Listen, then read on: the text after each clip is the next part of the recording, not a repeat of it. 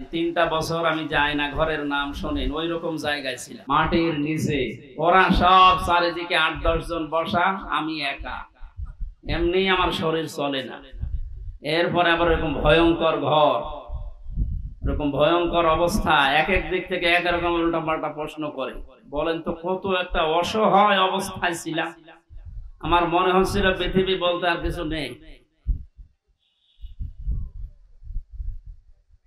11টা ঘন্টা আমার এই হাতের ভেতরে যে হ্যান্ডকাপ দিয়ে, ওটা ছাতা লাগালে এমনি কেটে যায়, চোখ কালা কাপড় দিয়ে বেঁধে মাটির নিচে ওই ঘরে, চারিদিকে শুধু পানির আওয়াজ শোনা যায়।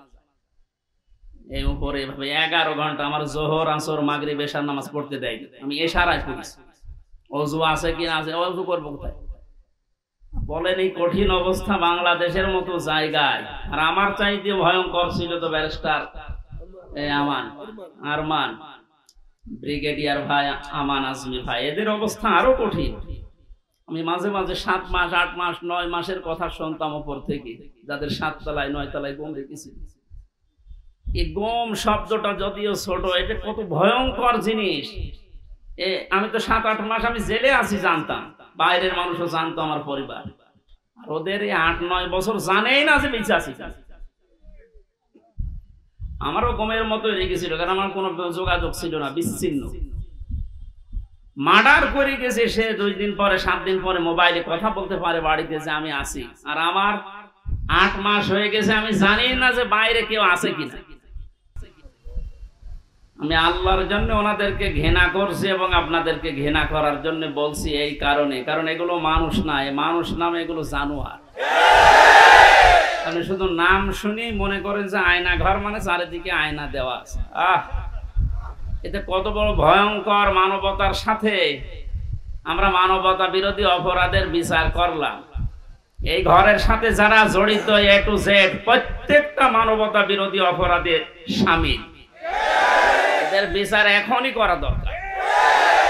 আজকে একজন ওর সাথে জড়িত যে সর্বোচ্চ পর্যায়ে, তাদের ভেতরে একজন ধরা পড়েছে অলরেডি। আমরা বিচার চাই, ওর কোনো বিচার নেই।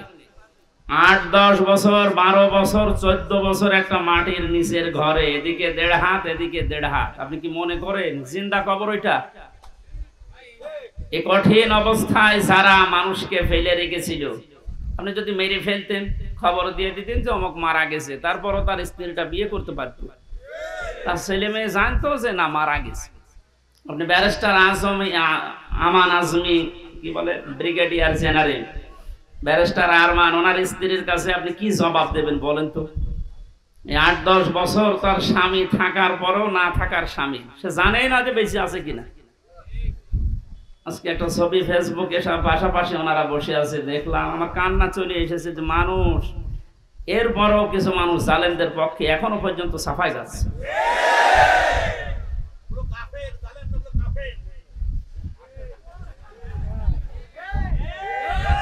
ঠিক আছে ভাইয়া,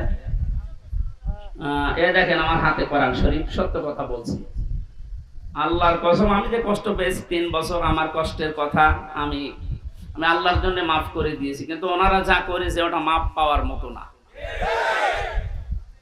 ওনারা তো আমার শুধু শত্রু না, ওনারা মানবতার শত্রু, আল্লাহর শত্রু। রিমান্ডে আমার সাথে যে ব্যবহার করেছিল, আল্লাহর ভুল ধরতো মাঝে মাঝে। এই যে অফিসার গুলো ছিল কাউন্টার টেররিজমের, এই মেন দায়িত্বে যে লোকটা ছিল আসাদুজ্জামান, মনিরুল তো আগে ছিল, আমার সময় আসাদুজ্জামান, এরপরে এসপি আতিকুর রহমান, শেখ ইমরান, এই বাগেরহাটে বাড়ি। এই মানুষগুলোর আচরণ আমি মানুষের পাইনি। রিমান্ডে আপনি আমার মামলার কথা জিজ্ঞাসা করে, যে বিষয়ে আমাকে মামলা দেওয়া হয়েছে ওইগুলো বলেন যে আমি কিছু পারি কিনা, দেখেন না, আল্লাহর ভুল ধরে যে আল্লাহর এই কাজটা করা ঠিক হয়নি। তো ওরে আমি ভালোবাসবো না ঘৃণা করবো? কার জন্য? কারণ কি, এর আয়াতে হাদিসের পরে যে শব্দগুলো আছে দেখে, যে ব্যক্তি কাউকে কিছু দান করে সেজন্য আল্লাহর জন্য দান করে।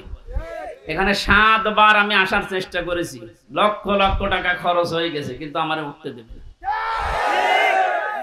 এই জন্য এখানে যদি আপনি কিছু এই খরচটা তোলার জন্য দিয়ে যান, যে ড্রাম গুলো দেওয়া আছে, জোর করে না, আল্লাহর জন্য দিয়ে যাবেন। কাউকে যদি কিছু না দেন যে আমি দেব না, তাও যেন আল্লাহর জন্য হয়। এই চারটা কথা যদিও সহজ, এটা কত কঠিন মানা, এখন সে বাস্তবতা চলে এসেছে। এই কঠিন অবস্থায় এই চারটা বিষয় আমরা যারা মেনে চলতে পারি, নবীজি বলেন ফাকাদ ইস্তাকমালাল ঈমান, সে তার ঈমানকে পরিপূর্ণ করে নিয়েছে। এই হাদিসটা আমাদের জীবনে আমল করার তৌফিক আল্লাহ যেন দান করেন, আমিন। মঞ্চে বসা আমার মাজলিসের এই বাগেরহাট জেলার শ্রদ্ধাভাজন সভাপতি, শ্রদ্ধাভাজন জেলা আমির সাহেব, এরপরে যে ভাই সে লন্ডন থেকে এসেছে, এই যে আমার আগে কথা বলছিলেন যে ভাই যতগুলো মানুষ এখানে এসেছে, আমার শ্রদ্ধাভাজন মামা শ্বশুর এসেছে আজকে আমার সাথে আমি বাগেরহাট দেখার জন্য। মাওলানা আলমগীর হোসাইন সহ নাম না জানা প্রত্যেকটি আলেমদের হায়াতে তয়্যিবা সিহাতে কুল্লিয়া কামনা করছি। ওয়ারফা'না লাকা যিকরাক, আল্লাহ এদের মর্যাদা সম্মান আরো বাড়িয়ে দেন, আমিন।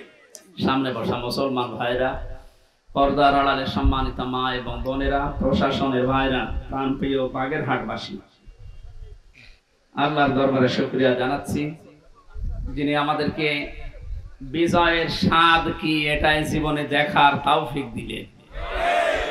পরাধীন থাকলে যে কি হয় আমি নিজে টের পেয়েছি, আপনারাও দেখেছি। সবচাইতে বেশি পেয়েছিলাম ওই 10 দিন মাটির নিচে, ওরা সব চারিদিকে 8-10 জন বসা, আমি একা, এমনি আমার শরীর চলে না। এরপরে আবার এরকম ভয়ঙ্কর ঘর, এরকম ভয়ঙ্কর অবস্থা, এক এক দিক থেকে এক রকম উল্টাপাল্টা প্রশ্ন করে। বলেন তো কত একটা অসহায় অবস্থায় ছিলাম। আমার মনে হচ্ছিল পৃথিবী বলতে আর কিছু নেই।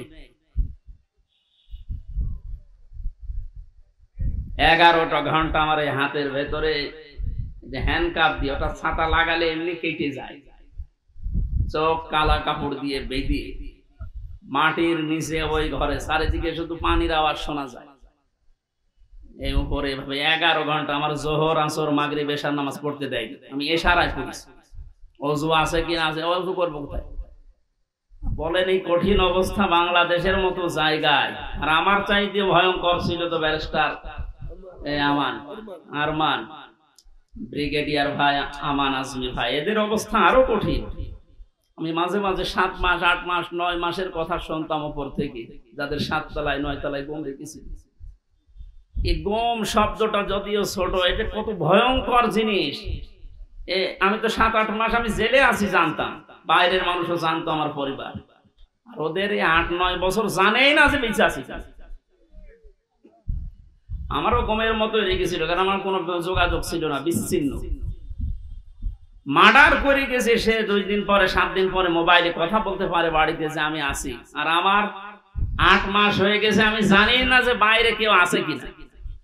কারারক্ষীর কাছে একটু চিরকুট লিখে দিলে ওই যাবে আসবে, তারপরের দিন তার ডিউটি পড়বে, বাড়িতে যাবে, বাড়ি থেকে সংবাদ আসবে, সে আসতে আসতে মনে হয় সংবাদ বাসি হয়ে যায়। এই জন্য পরাধীন ছিলাম আমরা, এখন আলহামদুলিল্লাহ স্বাধীন হয়েছি।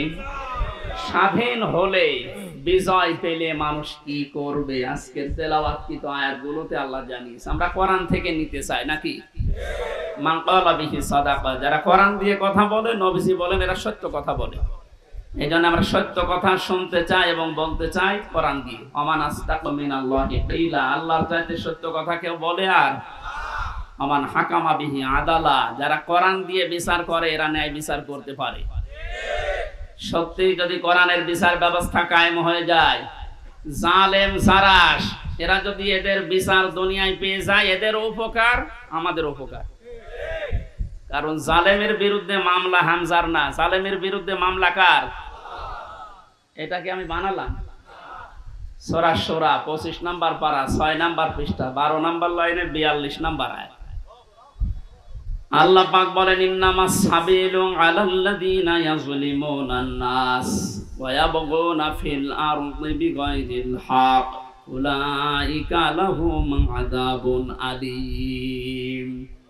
এটা তাফসীরে ফি জিলালিল কোরআন। আমি জেলখানায় থাকতে যে তাফসীরগুলো দেখলাম তার ভেতরে এটা একটা, ফি জিলালিল কোরআন। জালেমরা বাস্তবতায় যা দেখলাম, এই জালেমগুলো জানে না যে জেলখানায় বসে বসে সাইয়্যেদ কুতুব এই জিলালিল কোরআন তাফসীর লিখেছে। এইটা জেলখানায় চলতে দেয়, অথচ সাইয়্যেদ আবুল আলা মওদুদী রাহমাতুল্লাহ আলাইহির ফি জিলাকি তাফহিমুল কোরআন ঢুকতে দেয় না। ও জালেমরা জানে যে ওইটা চাইবে ওইটা কত বড় কঠিন, আর ওর লেখাই হয়েছে জেলখানায় বসে, ওটা পড়তে দিত। ওখান থেকে রেফারেন্স হিসাবে যেগুলো বলবো বেশিরভাগ ওখান থেকে, বাকিগুলো তাফসীর ইবনে কাসির। আল্লাহ পাক বলেন কিয়ামতের ময়দানে আমি আল্লাহ নিজে মামলা দায়ের করব, আমি নিজে কেস করব, নিজে অভিযোগ দায়ের করব তাদের বিরুদ্ধে যারা মানুষ হয়ে মানুষের উপরে অত্যাচার চালিয়েছে। ইয়াজলিমুনা নাস, আল্লাহ ইয়াজলিমুনা এটা মোজারে দিয়েছেন, বর্তমান ভবিষ্যৎ প্রেজেন্ট ফিউচার নাস দিয়েছেন আল্লাহ, ইয়াজলিমুনাল মুসলিমুনা দেয়নি। মানুষ হয়ে যারা মানুষের জুলুম উপরে জুলুম করে, তাদের অধিকার নষ্ট করছে, করবে, তারা মামলার আসামি হামজা না আল্লাহ? বাংলাদেশে এই 15 বছরে আপনি যা করেছেন মানবতার সাথে, আপনি শুধু হামজার একা মামলার আসামি না, কিয়ামতে আপনি 15 কোটি মানুষের এবং আল্লাহর মামলার আসামি। আল্লাহর মামলার আসামিদেরকে আমরা এই মুক্ত স্বাধীন দেশে আর দেখতে চাই? কোনো দরকার নেই। শয়তান যেমন আল্লাহর গজব প্রাপ্ত, এগুলো আল্লাহর গজব প্রাপ্ত। শয়তান একজনের সাথে দোস্তি করেছিল, সারাদিন বন্ধুত্ব করার পরে সন্ধ্যাবেলা শয়তান ওরে ডাক দিয়ে বলছে, বন্ধু সারাদিন তো তোমার সাথে চললাম ফিরলাম খেলাম, আমি এখন আর থাকতে চাই না, আমি গেলাম। কেন? আমি তোমার সাথে থাকতে ভয় পাই। আমার সাথে থাকতে ভয় পাও? সারাদিন তো ছিলে, কে তুমি? আমার পরিচয় তো ওইভাবে আগে নাওনি, আমি হচ্ছে ইবলিশ, সুরত ধরে এসেছিলাম। ও তখন আশ্চর্য হয়ে বলে যে আপনি দূর হয়ে চলে যাবেন আমার কাছ থেকে, আপনার পরিচয় পেলে তো আমি দূর হতাম।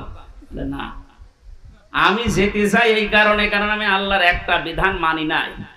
এ কারণে আল্লাহ আমারে একটা সেজদা না মানার কারণে পৃথিবীতে পাঠিয়েছে, তাও লানত দিয়ে। আমার নাম মারদুদ, আমার নাম রাজিম, কত রকমের নাম আমার উপরে দিয়ে আল্লাহ আমারে বিদায় দিয়েছে। আর আজকে 17টা সেজদা ফরজ ছিল তোমার প্রতি, একটা সেজদাও দেওনি। আল্লাহ রাগ করে তোমার উপরে যে গজব নাযিল করবে, ও গজবে আমি শয়তানও পড়ে যাব।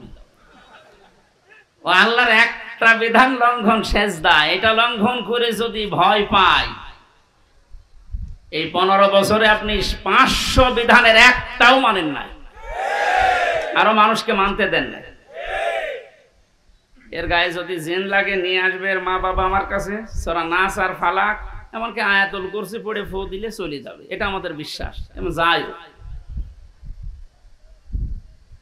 আর আমার তো মনে হচ্ছে এই ঘটনাটা বলার পর শয়তান আল্লাহর একটা মাত্র বিধান সেজদা দেওয়া লাগবে এটা মানে নাই, কিন্তু আল্লাহর বিধানের এগেইনস্টে নতুন করে কোনো বিধান শয়তান বানায়নি। কথা বুঝতেছে? আল্লাহর বিধানও মানে না, এতটুকুই শেষ। এর এগেইনস্টে নতুন করে কোনো বিধান বানিয়ে মানবো এরকম কিছু শয়তান করেনি।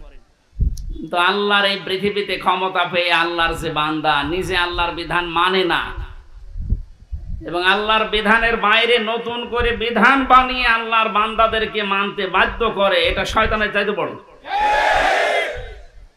জিন শয়তান ধরলে তো নাস ফালাক আর ইখলাস পড়লে চলে যাবে, আর ওরে পুরা কোরআন শরীফ তেলাওয়াত করে ফু দিলেও যাবে না। সুতরাং এইরকম এত বড় শয়তান আমরা আর দেখতে চাই না। মুক্ত যখন হয়েছে আলহামদুলিল্লাহ, কোরআন কি জানিয়েছে বিজয়ের পরে আমরা ওইগুলো এখন শুনবো। আমার কথার অর্থ বোঝেন আপনি?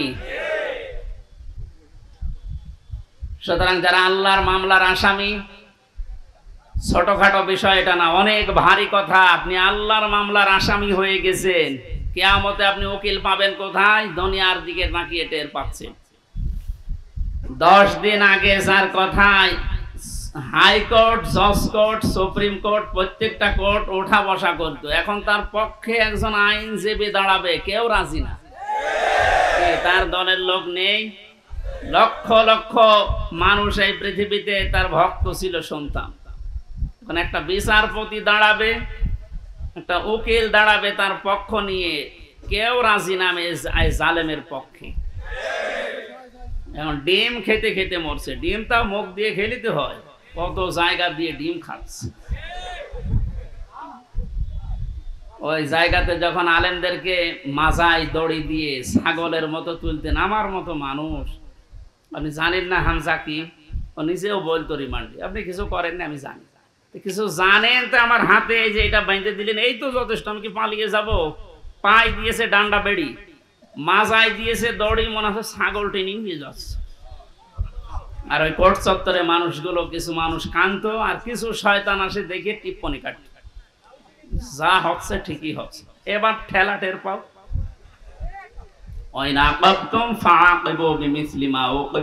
যতটুকু আপনার উপরে করা হয়েছে অতটুকু আপনি করেন, ওর চাইতে বেশি না। অতটুকু করলেও আপনি এই 15 বছর দুনিয়ায় বেঁচেও থাকতে পারবেন না। যা করেছেন যদি অতটুকু আল্লাহর ভাষায় আমরা করতে চাই, সত্যি আপনি পারবেন না। এদেশের বহু মেধাবী সন্তানেরা এই কোটার বিরুদ্ধে এমনি আন্দোলন করে না। বিশেষ করে এই 17 বছরের বাস্তবতা আমার জীবনে আমি যতটুকু দেখেছি, আপনি তাকান তো, অনার্স মাস্টার্স করার পরে বিশ্ববিদ্যালয়ে ফার্স্ট ক্লাস ফার্স্ট হওয়ার পরেও নেবে না, দলীয় পরিচয় পেছনে বিএনপি করে, শিবির করে, এই ট্যাগ দিয়ে। আরে ওইগুলো না দেখে আমার মেধা আছে কিনা ওইটা দেখ।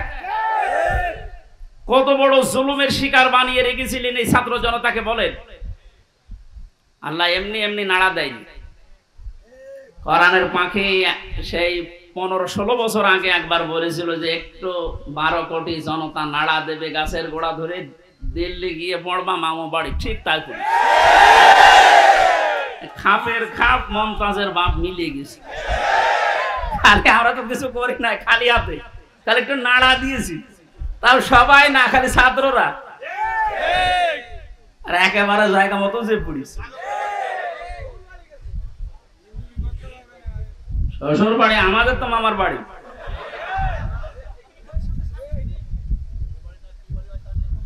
যাই হোক, আমি সে কথা বলতে চাচ্ছি, আমরা কোরআনে কারিম থেকে কথা শুনতে চাই, এবং জালেম যারা তারাও যেন মরণের পরে অন্তত তাদের আর বিচার না হয়, এই জন্য দুনিয়াতে আমরা তাদের বিচার দেখতে চাই। আপনারা আমাদেরকে শত্রু ভাববেন, আমরা আপনাদের বন্ধু, কারণ দুনিয়ায় উপকার করে দিচ্ছি। এই বিচার না হলে আপনি মনে করছেন মাপ পেয়ে যাবেন, কখনো না। আল্লাহর কাছে যা করেছিলেন ওনাকে বলেন, উনি ইচ্ছা করলে মাফ করে দিতে পারে। কিন্তু হামজার সাথে ব্যারিস্টার আরমানের সাথে যা করলেন, এইটা আমরা যতক্ষণ মাফ না করবো আপনি মাফ পাবেন না। কারণ আপনি আমাকে আর আরমানকে শুধু কাঁদিয়েছেন তা না, আমার স্ত্রীকে কাঁদিয়েছেন, আমার মেয়েকে কাঁদিয়েছেন। আমার ছোট মেয়েটা আজ পর্যন্ত আমার চেনে না, আমার কাছে আসে না, ভয়তে বলে যে হুজুর, ওরকম হুজুর বহু আসে। কারণ সেই 8-9 মাস ওরা রেখে গিয়েছিলাম, 3 বছর পর, এখন 4 বছর বয়স, ও জানবে কি করি। সুতরাং আপনি শুধু আমার একা ক্ষতি করেননি, আমার মা বাবার ক্ষতি করেছেন, আমার স্ত্রীর ক্ষতি করেছেন, আমার সন্তানের ক্ষতি করেছেন, আমার সংসারটা নষ্ট করে দিয়েছেন। সব কিছু এরকম হামজা একা, লক্ষ লক্ষ মানুষ এই দেশে আমার মতো ভিকটিম। আপনি মাপ পাবেন কয়জনে? 1 জন 2 জন 5 জন মাফ, কয়জন মাফ করতে পারে বলেন? এই লোকটাকে যদি আপনি মেরে ফেলেন তাহলে ওনার বিচার কি? ওনারও মেরে ফেলা লাগবে। ওনাকে যদি আমি মেরে ফেলি, আমার একটা বিচার এই যে আমাকে যদি মেরে ফেলেন তাহলে বিচার শেষ। কথা বোঝেন আমার? আর একটা সিস্টেম আছে, হ্যাঁ, ওনার স্ত্রী, ওনার মা বাবা, সন্তান আদি যারা, ওরা যদি মাফ করে দেয় টাকা পয়সা নিয়ে, জরিমানা নিয়ে, তাহলে মাফ হবে। তাছাড়া আর কোনো সুরত নেই। ওই 10 বছর 15 বছর 18 বছর 30 বছর জেল দিয়ে ওই লোকটা শুধু জেল খাটাই হবে, তার উপর আবার আরেকটা জুলুম হয়ে যায়। কিন্তু ওনাকে মাপ পাওয়ার জন্য কোরআনে কারিমে হাদিসে যে 2টা বিষয় আমরা পাই। 1 নম্বরে ওনারে মাপ পাওয়ার জন্য ওনারে মেরে ফেলা লাগবে। এক কথা বলে না কেন? 2 নম্বরে শুধু মেরে ফেলা না, ওনার আত্মীয় স্বজন যদি টাকা পয়সা নিয়ে দিয়ে বলে যা মাফ করে দিলাম, ঠিক আছে। তাছাড়া মাপ পাওয়ার আর কোন লাইন আছে? লাইন আছে?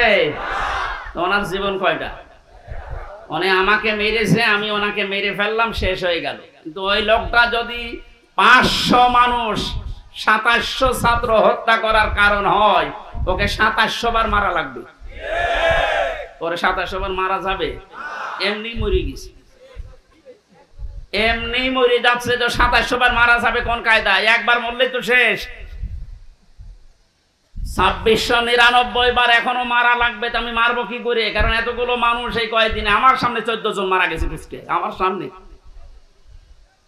আমি মরণের পরে 5 তারিখে যেদিন স্বাধীন হয়ে যায়, 6 তারিখে সকালবেলায় প্রত্যেকের বাড়িতে আমার যা সামর্থ্য ছিল, এমনিতে আমি মুসলিম, যতটুকু পেরেছি 2 মাস চলার মতো তাদেরকে দিয়ে এসেছি। নেন, হাসপাতালে গিয়েছিলাম দেখতে, এক একজনের যে অবস্থা, এই জায়গায় গুলি লাগিয়ে, এই জায়গায় বন্দুক লাগিয়ে দিয়েছে, এই জায়গায় লাগিয়ে দিয়েছে, লজ্জাস্থান নষ্ট হয়ে গেছে।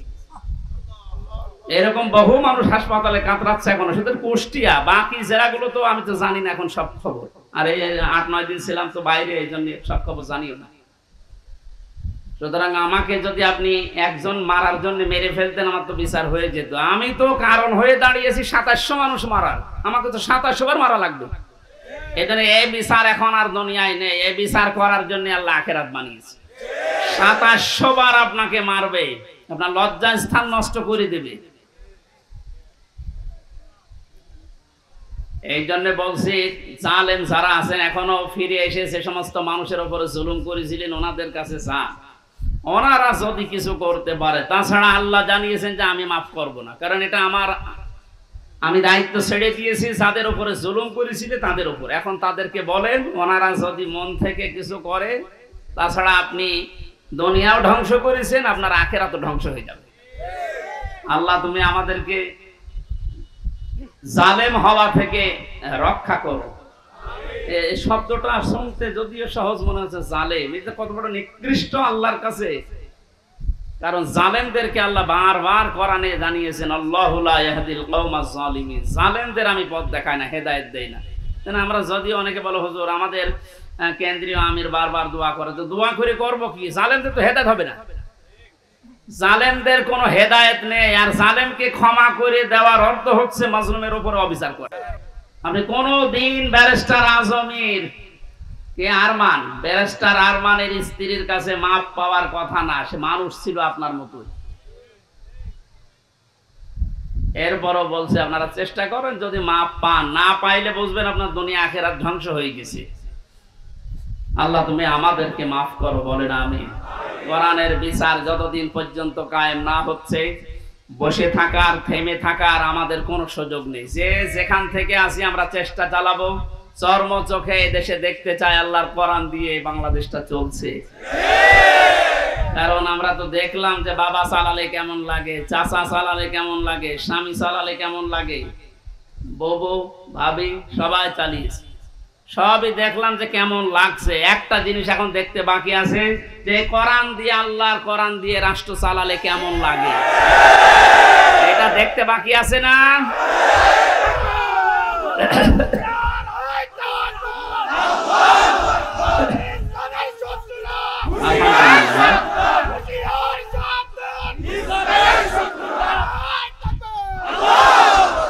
এইটা দেখতে যখন বাকি আছে, আমি মুসাফির মানুষ, মাজলুম মানুষ এবং অসুস্থ মানুষ, আর 3টা দোয়ায় কবুল হওয়ার কথা হাদিসে আছে, যে মাজলুমের দোয়া কবুল হয়, মুসাফিরের দোয়া কবুল হয়, অসুস্থ মানুষের দোয়া কবুল হয়। সবাইকে নিয়ে মাগরিবের আগে আমি দোয়া করবো ইনশাআল্লাহ। সূরা নসরের তাফসীরটা করার পর আল্লাহ যেন চর্ম চোখে অন্তত এইটা দেখে যাওয়ার তৌফিক দেয় যে আমাদের এই দেশটা কোরআন দিয়ে চলছে। কি যে শান্তি পাবেন প্রত্যেক ধর্মের মানুষেরা, আমি বলে বোঝাতে পারবো না, আপনি পাবেন ইনশাআল্লাহ। আমাদের আমান হাকামা বিহি আদালা, যেহেতু নবীজি জানিয়েছেন কোরআন দিয়ে বিচার ফায়সালা করলে ন্যায় বিচার পাওয়া যায়। ন্যায় বিচার কি শুধু নাম শুনে ন্যায় বিচার পেয়েছি 17 বছর আমরা। আমার এই ঠনকো মূল্য চুরি মামলা দিয়েছিল, আমার মামলা খুব কঠিন না, মূল্য চুরি করলে যা হয় ওই রকম একটা। সেই মামলা আমার 30-32 বার হাইকোর্টে ওঠে, সিএম কোর্ট, জজ কোর্ট, হাইকোর্ট, 3 বার হিসাব করে দেখেন 30 থেকে 33 বার উঠেছে, না হবে না। আর এদিকে প্রতিদিন আপনি টিভির সামনে বসে বলি ছড়ান যে আমরা ন্যায় বিচার কায়েম করছি। এই ন্যায় বিচারের নমুনা যা করেছেন বিচার ব্যবস্থায়, যাদেরকে বসিয়েছেন প্রত্যেকটা অবিচার করেছে। আর আমার 164 যে ম্যাজিস্ট্রেট নিয়েছিল, ওই শয়তানকে আমি জেলখানায় যাওয়ার 3 মাস পরে দেখি ও ভেতরে ঘুরে বেড়াচ্ছে। এখানে কেন? ও আমার বেকার ওই সমস্ত বিষয়গুলো লিখে, মানে একেবারে জালিয়াতি করে সই করিনি। বলছে হুজুর আপনি মাত্র কিছুক্ষণ পরে বেরিয়ে চলে যাবেন, কারণ আমি 164 বুঝতাম না, ওইসব লাইনের লোক আমরা। এই সিটারি বাটমারি এই 2 নাম্বারই করে বসে খালি সই করে দেন, নিচে আপনার ছোট ছোট মেয়েরা কাঁদতেছে আমি জানি, আপনি চলে যাবেন। ওর ওপর বিশ্বাস করে আমি সই করি, নিচে আসলাম, দেখা সাক্ষাৎ করে আমার ছেলে পাঠিয়ে দিলে, আনন্দে আছে যে কয়েকদিন মাত্র বের হয়ে যাবে। ও আল্লাহ শুনছো এটা 164, আমি যা যা বলতে চাইনি ওই শয়তান সব লিখে খালি আমার সইটা বসিয়ে দিয়েছে। পরে জেলখানায় দেখি কাশেমপুরে, বললাম কি আপনি এখানে, আপনি কাজটা ঠিক করলেন, জেনে শুনে আমার জীবনটা এভাবে নষ্ট করলেন? বলছে আমার উপর থেকে যা বলেছে আল্লাহর ওলিরা আমি তাই করছি, আমার কিছু করার নেই। তা আপনি এখানে কি? বলছে আমার বউ মামলা দিয়েছে। তোর বউ? আমিও মামলা দেবো তোর নামে। এই জন্য আল্লাহ ছাড় দিয়েছিল কিন্তু ছেড়ে যায়নি। আল্লাহর ধরা বড় শক্ত ধরা, যেটা আমরা আইন মন্ত্রী আরে দরবেশ বাবারে দেখে বুঝলাম কি দাপট গো। আমি মাঝে মাঝে আইন মন্ত্রীর এই আদালতে দেখতাম, আরে দরবেশ বাবা দেখতাম বসে আছে, আমারে যখন নিয়ে যেত ওই উপরে দেখা যেত যে বসে আছে দরবেশ। দরবেশ যে এই কাম করতে পারে আমার তো কোনোদিন বিশ্বাস হয়নি। হ্যাঁ, দাড়ি কেটে নম হয়ে গেছে, শয়তান পর্যন্ত এখন ঘৃণা করছে যে আমি এত খারাপ না। বেকার জানা আপনাদের এই দাড়ি রাখাই সুন্নতকে নিয়ে হেয়ালিপনা করা, এই আর কি ঠাট্টা বিদ্রুপ করা। আমি সুন্নত পর্যন্ত কেটে বাদ দিয়ে দিলে কিয়ামতে আল্লাহর নবীও আপনাকে বাদ দিয়ে চলে যাবে। আল্লাহ তুমি আবার বলছে মানুষগুলো যদি, আমি আবার বলছি ভুল আর অন্যায় করা এটা কিন্তু এক না। ভুল মানুষ করতে পারে, কিন্তু জেনে শুনে অন্যায় করে ভুল বলে চালিয়ে দেবেন, যেটা এখন চালানো হচ্ছে। অন্যায় যারা করেছেন, অন্যায় করলে মাস্ট বি তাকে শাস্তি পাওয়াই লাগবে। আমরা কিছু না করে যদি শাস্তি পেতে পারি 3 বছর, আপনি করে তো আপনার 99 বছর শাস্তি হওয়া দরকার। প্রথম ছেড়ে যাওয়ার পরে যার সাথে দেখা, একেবারে গেট দিয়ে ঢুকে আল্লাহ সে বলি সেই কি শাহজাহান জল্লাদ, এর সাথে প্রথমে হাত মিলিয়েছে। আমারও বলছো হুজুর আপনারে আমি চিনি। চেনেন মানে? ওই যে টেলিভিশন আছে ভেতরে, মেমোরি কার্ডে ওয়াজ ভরে নিয়ে আসলে শুধু আপনার আর আজহারের সাদি সাহেব এদের ওয়াজ দেয়, তা আপনার আমি চিনি। আপনার নাম কি? শাহজাহান জল্লাদ ভুইয়া। ভুইয়া কেন? আমার বংশের নাম। অথচ ওর 167 বছর না কত বছর জেল, এখনো ভুইয়া ছাড়েনি। এরকম বহু শয়তান আছে, ও মরিয়ে যাবে তাও ওই ভুইয়া ছাড়ে না। আবু জেহেলের গলার ভেতরে যেদিন তরবারি চালাচ্ছিল, বলছে কে? আমি আব্দুল্লাহ ইবনে মাসউদ। কি করবি? গলা আলাদা কর, একটু বড় করে কাট। বড় করে কাট মানে? বলে হ্যাঁ একটু বড় করে কাট, মানুষ যেন আমার মাথা দেখে বোঝে যে এটা নেতার মাথা। আমার মনে হয় এর মতো এখনো পর্যন্ত অনেক শয়তান, সব শেষ হয়ে গেছে, এরপরও বৃদ্ধি কমছে না। বিভিন্ন জায়গা থেকে ভিডিও বার্তা দিয়ে মানুষকে শুধু উত্তেজিত করছে, আর কোনো লাভ হবে না ইনশাআল্লাহ। আপনি যাই করেন আর কোনো লাভ হবে না, এদেশের মানুষ বুঝে গেছে। ধোঁকা দিয়ে বোকা বানিয়ে বেশি দিন রাখা যায় না। এই জন্য কোরআনের বিচার ব্যবস্থা যদি কায়েম হয়, দল মত এখানে আর নেই। সবাই যেহেতু আমরা মুসলিম, 96% মুসলমানের দেশে কোরআনের বিচার চলবে না মানে? এই কথা বলেন না কেন? এ বিষয়ে কারো দ্বিমত আছে? আপনি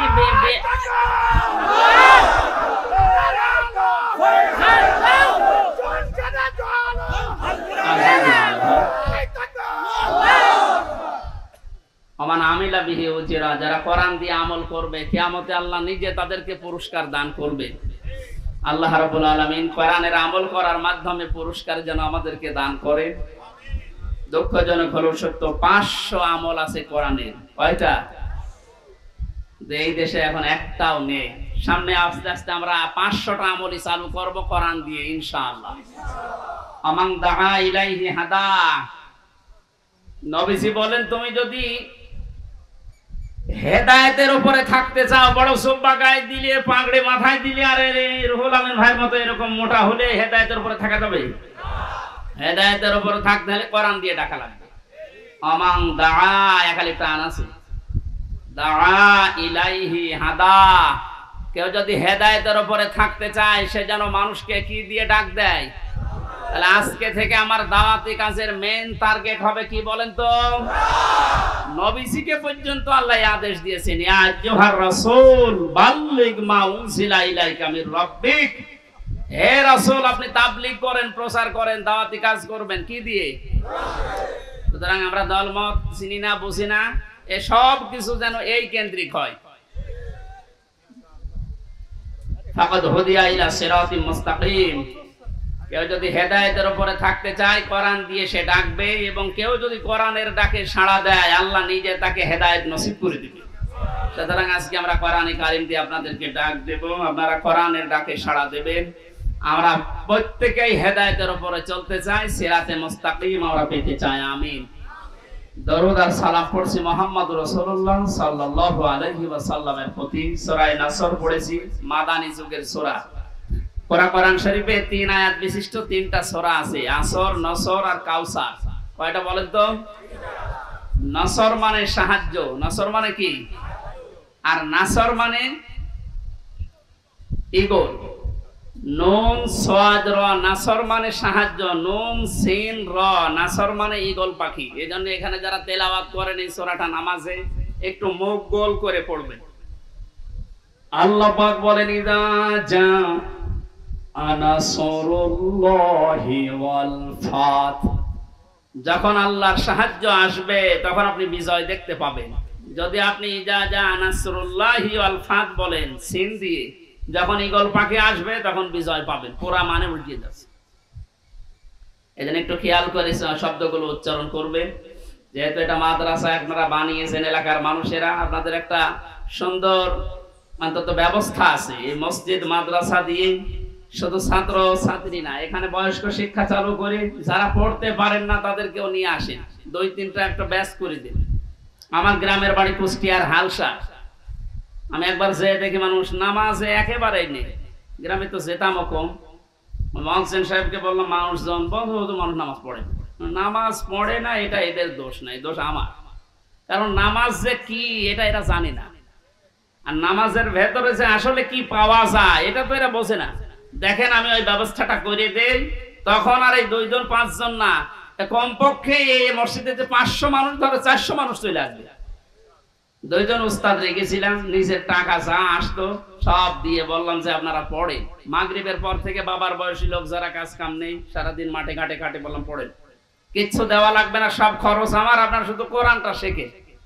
ওলা 2-3 মাস যাবার পরে দেখি মসজিদের চেহারা পাল্টিয়ে গেছে। কিন্তু মাঝখান থেকে যে আমার জীবনে একটা কালো মেঘ নেমে আসলো, ওই গেলাম, ধরে নিয়ে গেল। 3 বছর এই যে বন্ধ হয়ে আছে, এখনো চালু করতে পারি নাই, আবার সামনে করবো ইনশাআল্লাহ। আমি দেখেছিলাম মাত্র 2-2.5 মাসের ব্যবধানে কত মানুষ এই যে নামাজে, তখন তাদেরকে পিটিয়েও আপনি দূর করতে পারবেন না। সুতরাং এখানে মাদ্রাসা মসজিদ বানিয়েছে বয়স্কদের জন্য, মাগরিব থেকে এশা, এশা থেকে আরো রাত 9টা-10টা পর্যন্ত কোরআন কেন্দ্রিক আসেন সবাই, দলমত নির্বিশেষে। তখন আপনাকে কোরআনে কারীম নিজেই হেদায়েত দিয়ে পথ দেখিয়ে দেবে। এজন্য তেলাওয়াত শুদ্ধ করা দরকার। এখানে বহু মানুষকে আমি দেখি, একটু বলেন তো ভাই, 7টা আয়াত পড়ে সূরা ফাতিহার 7টায় ভুল পড়ে, অথচ 10 বছর নামাজ পড়ছে না। এটা তেলাওয়াত শুদ্ধ করা দরকার। আল্লাহ পাক জানিয়েছেন, ইযা জা নাসরুল্লাহি ওয়াল ফাত। যখন আসবে আল্লাহর সাহায্য তখন আপনি বিজয় দেখতে পাবেন। এতদিন পর্যন্ত আমরা আল্লাহর সাহায্য কি এটা পাইনি, এজন্য বিজয়ও পাইনি। বদরের ময়দানে বিশ্বনবী মাত্র 80 জন মানুষ নিয়ে গিয়েছিলেন, না 313 জন, আর ওদের ছিল 1000 এর উপরে। আল্লাহর পক্ষ থেকে আল্লাহ সাহায্য পাঠিয়েছিলেন, এই জন্য মহান আল্লাহ ওই সময় তাদেরকে বিজয় কি দেখিয়েছিলেন। আবু জেহেলের মতো এত বড় লিডারকে আল্লাহ ওই দিন দুনিয়া থেকে লাঞ্ছিত অবস্থায় বিদায় দিয়েছেন। যোগে যোগে শুধু বদরের ময়দান না, কিয়ামত পর্যন্ত এরকম বদরের ময়দান কায়েম হতে থাকবে। বড় বড় কাফের যারা, বড় বড় মুশরিক যারা, আল্লাহর দ্রোহী যারা, তাদেরকে আল্লাহ বিদায় করবেন যদি আল্লাহর সাহায্য এসে থাকে। আমাদের দেশেও কম ছিল না, বহু মানুষকে আমরা দেখেছিলাম অহংকারে পা মাটিতে পড়তো না। আল্লাহ রাব্বুল আলামিন এই মানুষগুলোকে বিদায় করে দিয়ে তার সাহায্য পাঠিয়ে এটা বিজয় আমাদেরকে যে দেখালেন, বিজয় পাওয়ার পরে যে দৃশ্যটা এটা এখন আবহমান জারি আছে, যেটা আমি আমার চোখে দেখতে পাচ্ছি আয়াত অনুযায়ী। দেখেন তো মেলে কিনা। ওয়ারাআইতান নাসা ইয়াদখুলুনা ফি দীনিল্লাহি আফওয়াজা। আপনি যখন বিজয় পাবেন, সাহায্য পাওয়ার পরে, তখন দেখবেন দলে দলে পালে পালে মানুষ ইসলামে প্রবেশ করছে। বাংলাদেশের এই 64 জেলার দিকে তাকালে, শুধু ইন্টারনেটের দিকে একটু চোখ বোলান, দেখেনি আয়াতটা এখন কার্যকর হওয়া অলরেডি শুরু হয়ে গেছে। ইসলামপন্থী মানুষ, বিশেষ করে যারা একামতে দিনের দায়িত্ব পালন করে, যারা মন থেকে কাজ করে, তাদের যে অ্যাক্টিভিটিস গুলো, তাদের যে কাজকর্মগুলো, তাদের যে ইখলাস আমরা দেখতে পাচ্ছি। দাওয়াতও দেওয়া লাগছে না, তাদের ইখলাস দেখে, শুধু কাজ দেখে এখন মানুষ ইসলামে প্রবেশ করে অলরেডি ফেলছে। আমার তো মনে হচ্ছে এই আয়াতটা আল্লাহ আমাদেরকে অলরেডি দেখাবে। সূরা কাসাস থেকে একটা আয়াত কালকে আমি পড়ছিলাম, অনুরিদু আন্না মুন্না আলাল্লাযীনা ইসতুযইফু ফিল আরদি ওয়া নাজআলাহুম আইম্মাতাও ওয়া নাজআলাহুমুল ওয়ারিসিন। ওই কিচ্ছা কাহিনী না, একেবারে বাস্তব যেটা ঘটবে বা ঘটতেছে ওইটা আপনি কোরআন থেকে শুনেন। আল্লাহ পাক বলেন, ওই জামানায় হযরত মুসা আলাইহিস সালামের যে দলটা ছিল, তিনি যে দলের লিডার ছিলেন, ফেরাউন বহু দলে বিভক্ত করে মানুষদেরকে দুর্বল করে রেখেছিল। শুধু একটা দলকে সে টার্গেট বেশি নিয়েছিল, সেটা মুসা নবীর দল। আমার আল্লাহ নিজের পক্ষ থেকে জানালেন, আমি আল্লাহ কিন্তু ইচ্ছা আলাদা করেছিলাম। আমার আল্লাহর ইচ্ছা ছিল এইটা, যে দুনিয়ার ময়দানে আমি মুসা নবীকে এই জামানায় এই জাতির নেতৃত্বে বসাবো এবং জমিনের ওয়ারিস, উত্তরাধিকারী তাদেরকে বানিয়ে দেব। আমি তাই করেছিলাম। ইয়াটা এখন বাস্তব আমার মনে হচ্ছে, আমার চোখে ভাসতেছে। আল্লাহ, তুমি সূরা কাসাসের 5 নাম্বার আয়াতটা আমাদেরকে দেখাও। স্বৈরাচার নব্য ফেরাউন এই পৃথিবীতে বহু দল ছিল এদেশে, সব দলকে টার্গেট না করে শুধুমাত্র কোরআনে কারীম এই পৃথিবীতে যেন বিদায় নেয়, কোরআনের লোকগুলো যেন এই দুনিয়াতে আসতে না পারে, এই কাজ করার জন্য যারা চেষ্টা চালিয়েছিল, আল্লাহ তাদেরকেই যেন জাতির ইমাম আজ দিনের পর দিন বানিয়ে দিচ্ছে। তাদেরকে ওয়ারিস বানাচ্ছে, জমিনের উত্তরাধিকারী বানিয়ে দিচ্ছে। আমরা আবার দোয়া করছি, আল্লাহ তুমি আয়াতটা আমাদেরকে সর্বচোখে দেখাও। অনুরিদু আন্না মুন্না আলাল্লাযীনা ইসতুযইফু ফিল আরদ ইলা আখিরি আয়া। আমাদের আজকের মাহফিলের প্রধান অতিথি মনে হয় আসতেছেন।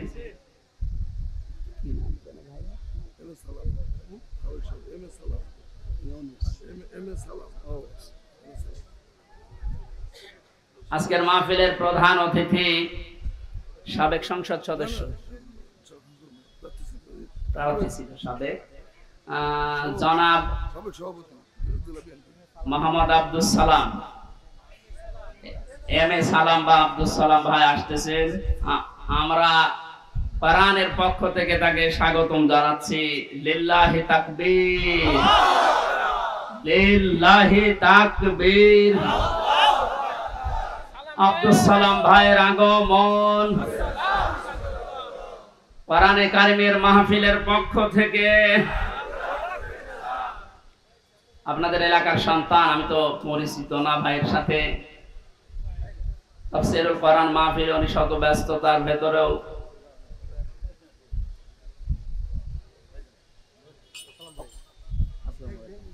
স্বাধীন বাংলাদেশের যে স্বাদ এখন আমরা পাচ্ছি, সেই দেশে উনি এসেছেন, আলহামদুলিল্লাহ।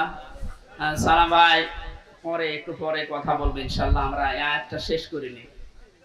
আপনারা আছেন তো? পারিবারিক জীবন নিয়ে যে বইটা আমি লিখেছিলাম, আমার বইটা আমি নিয়ে এসেছি। ওইটা আপনারা যাবার সময় গেটে আছে আমার গাড়িতে, ওই ডানের গেটে নিয়ে যাবে, কাজে লাগবে স্ত্রীদের জন্য। আমি ওইদিকে যাচ্ছি না, ওটা লিখেছিলাম জেলখানার দৃশ্যগুলো দেখে। আজকে আমাদের মাহফিলে যিনি এসেছেন প্রধান অতিথি হিসাবে জনাব এম এ সালাম ভাই, উনি আর কিছুক্ষণ পরে আপনাদের সামনে দোয়া নেবেন, কথা বলবেন। আমরা আয়াতটা শেষ করি, যেহেতু তাফসীরুল কোরআন মাহফিলে। অরাইতান নাসা ইয়াদখুলুনা ফি দীনিল্লাহ, একটু আওয়াজ কম করা লাগবে ভাই, একটু আওয়াজ কম করেন কয়েক মিনিট, আমি আয়াতটা শেষ করি, কথা বলা যাবে না। একটু পরে কোরআনের আয়াতের দিকে তাকালে আমি যেটা দেখতে পাই, ইয়াদখুলুনা এটা মুজারে, বর্তমান ভবিষ্যৎ, প্রেজেন্ট ফিউচার, ফি দীনিল্লাহ, আল্লাহর দ্বীনের ভেতরে। বলেন তো দ্বীন কার? আল্লাহ। এই দ্বীন কি আমির হামজার, এম এ সালামের? কার? দ্বীন আল্লাহর। বলেন দ্বীন কার?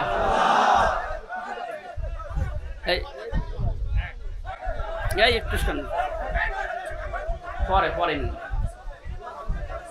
এই আপনারা এক কথা বারবার বললে সমস্যা, কথা বন্ধ করে। দ্বীনের মালিক এই পৃথিবীতে কেউ না, এমনকি বিশ্বনবী মুহাম্মদ রাসূলুল্লাহ দ্বীনের মালিক ছিলেন না, তিনি দ্বীনের খাদেম ছিলেন। কি ছিলেন বলেন তো? আমরাও দ্বীনের কি? খাদেম। সুতরাং আমরা খেদমত করে যাব দ্বীন ইসলামের, দ্বীনের না। বারবার ডিস্টার্ব হলে তো আল্লাহর এই দ্বীনকে আমরা জমিনে জিন্দা রাখার জন্য চেষ্টা চালিয়ে যাবার, কারণ খাদেমের যে কাজ, কামলার যে কাজ, আমরা সেই দায়িত্ব নিয়েছি। আমরা যেন চর্মচোখে অন্তত এটা দেখতে পাই যে আল্লাহর দ্বীন এই জমিনে কায়েম হয়ে গেছে। যেহেতু সেই পর্যায়ে আস্তে আস্তে আসতেছে, এখন আনন্দে বিজয় কিভাবে উল্লাস করবেন, উদযাপন করবেন, আল্লাহ কোরআনে কারিমে সূরা নাসরে জানিয়েছেন, ফাসাব্বিহ বিহামদি রাব্বিকা ওয়াস্তাগফির। আল্লাহর সাহায্য এবং বিজয় যখন আসবে তখন আপনি ইস্তেগফার করেন আর হামদ প্রকাশ করেন, তাসবিহ করেন। এখানে তাসবিহ কি? এক একটা সৃষ্টি জগতের তাসবিহ হামদ এক এক রকম। গাছের হামদ হচ্ছে সকালে আর বিকালে ছায়াটা লম্বা করে দিয়ে সেজদা দেওয়া, এটা তার হামদ, তার প্রশংসা। সৃষ্টি জগৎ যে যেখানে আছে ওইভাবে প্রশংসা আদায় করে। আমাদের প্রশংসা আদায় করার মাধ্যম কি? আমাদের যদি হামদ প্রকাশ করা লাগে একেবারে টোটি পর্যন্ত খেয়ে আলহামদুলিল্লাহ বললাম হয়ে গেল না, এটা না। আপনি এটা খাবারের পরে যে শক্তি অর্জন করলেন, আপনার মেধা, আপনার যোগ্যতা, যা যা পেলেন, এইটা আল্লাহর দ্বীন এই পৃথিবীতে জারি করার জন্য, প্রচার করার জন্য, কায়েম করার জন্য আপনি ব্যয় করবেন, এটা হচ্ছে হামদ। আল্লাহ এই হামদ করার তৌফিক এখন আমাদেরকে দেন। আস্তাগফির, ইস্তেগফার করা, পূর্বের যে সমস্ত অপরাধগুলো করেছি সামনে আর করব না, সচেতন হয়ে যাব, এই হিসাব নিকাশ করে আমরা ইস্তেগফার করব আল্লাহর কাছে।